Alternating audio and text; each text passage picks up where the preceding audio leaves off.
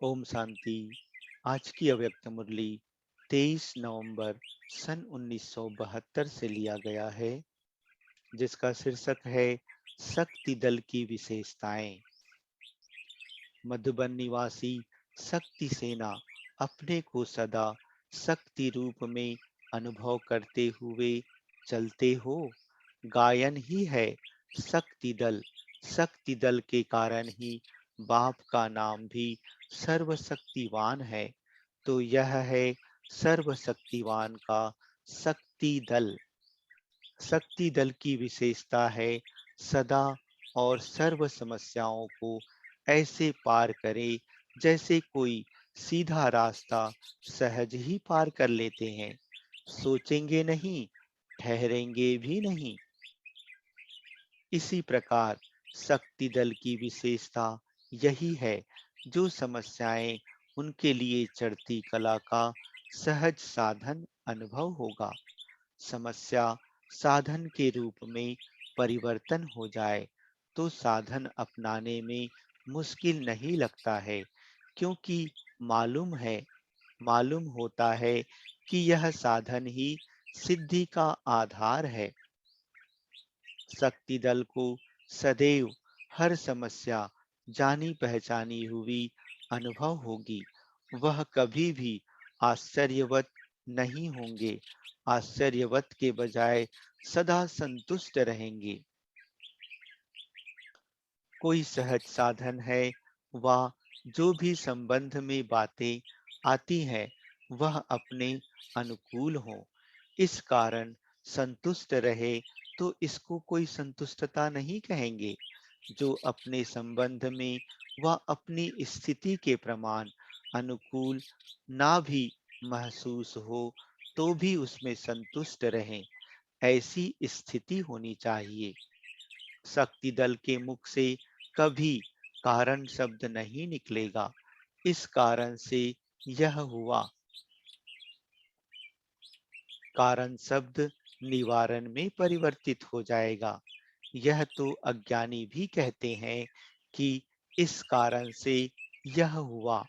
आपकी यह स्टेज ना होनी चाहिए। सामने कोई कारण आवे भी तो उसी घड़ी उसको निवारण के रूप में परिवर्तन करना है। फिर यह भाषा खत्म हो जाएगी। समय गंवाना खत्म हो जाएगा। 10-20 मिनट लगे व 2 मिनट लगे, समय तो गया ना। उसी समय फौरन त्रिकालदर्शी बन कल्प कल्प इस कारण का निवारण किया था। वह स्पष्ट स्मृति में आने से कारण को निवारण में बदली कर देंगे। सोचेंगे नहीं कि यह करना चाहिए व नहीं, यह ठीक होगा व नहीं, यह कैसे होगा। ऐसी भाषा खत्म हो जाएगी। जैसे मकान बनता है तो पहले छत डालने का आधार बनाते हैं, तो पहले वह समय था, अभी तो निराधार होना है। पहले यह बातें सुनने के लिए समय देते थे, पूछते थे कोई समस्या तो नहीं है, कोई संपर्क वाले विघ्न तो नहीं डालते। अब यह पूछने की आवश्यकता नहीं। अब अनुभवी हो चुके हो तो ऐसी स्टेज तक पहुंची हो व अभी तक यह बातें करती हो कि यह हुआ, फिर यह हुआ। इन बातों को कहते हैं रामायण की कथाएं। यह हुआ, फलानी ने यह बोला। रामायण की कथाओं में टाइम तो नहीं गंवाती हो, अभी तक भी कथावाचक नहीं हो। रामायण की कथा भी कोई 1 हफ्ते में, कोई 10 दिन में पूरी करता है। ऐसी कथाएं तो नहीं करती हो। आपस में एक दो से मिलती भी हो तो याद की यात्रा की युक्तियां व दिन प्रतिदिन जो गुह्य गुह्य बातें सुनते जाते हो उनकी लेन देन करो। अब ऐसी स्टेज हो जानी चाहिए, जैसे भक्ति मार्ग को दुर्गति मार्ग समझ छोड़ देती हो ना। अगर भक्ति मार्ग की कोई भी रीति रस्म अब तक भी हो तो आश्चर्य लगेगा ना, क्योंकि समझते हो वह दुर्गति मार्ग है।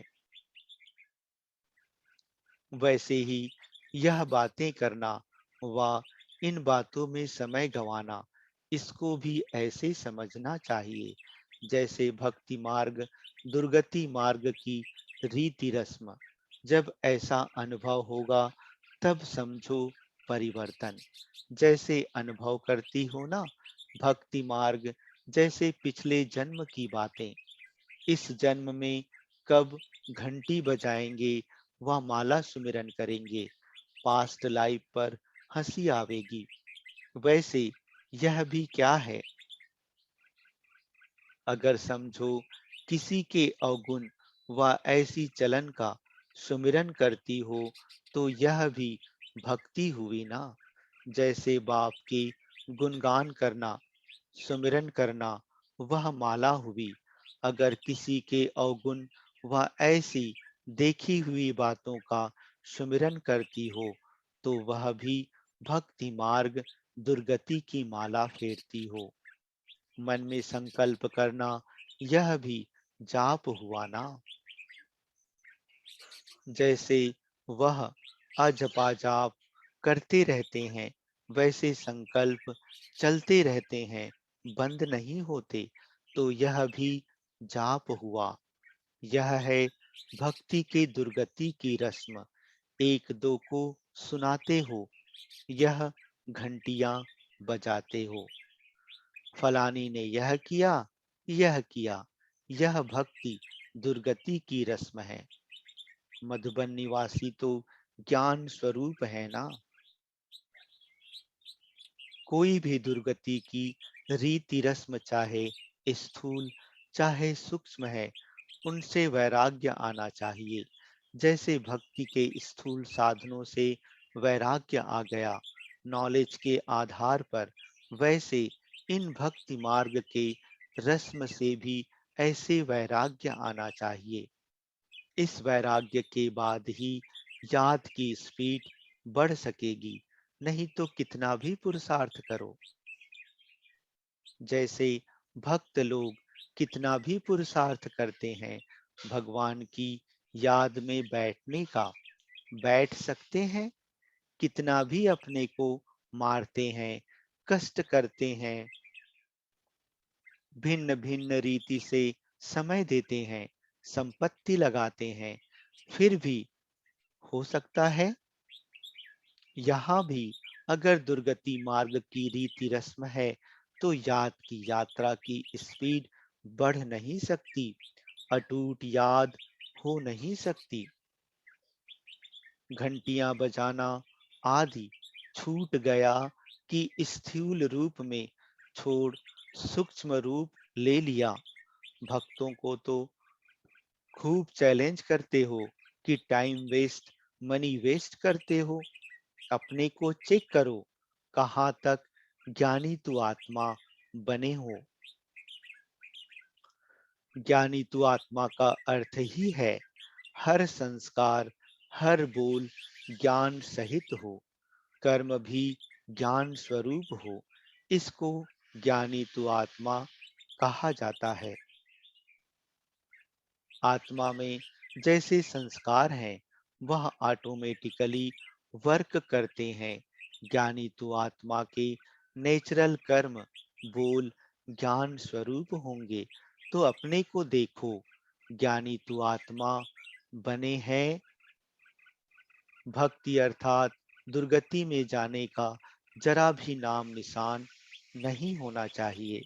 जैसे आप लोग कहते हो जहाँ ज्ञान है वहाँ भक्ति नहीं, जहाँ भक्ति है वहाँ ज्ञान नहीं। रात और दिन की मिसाल देकर बताती हो ना, तो भक्तिपन के संस्कार स्थूल व सूक्ष्म रूप में भी ना हो। ज्ञान के संस्कार भी बहुत समय से चाहिए ना।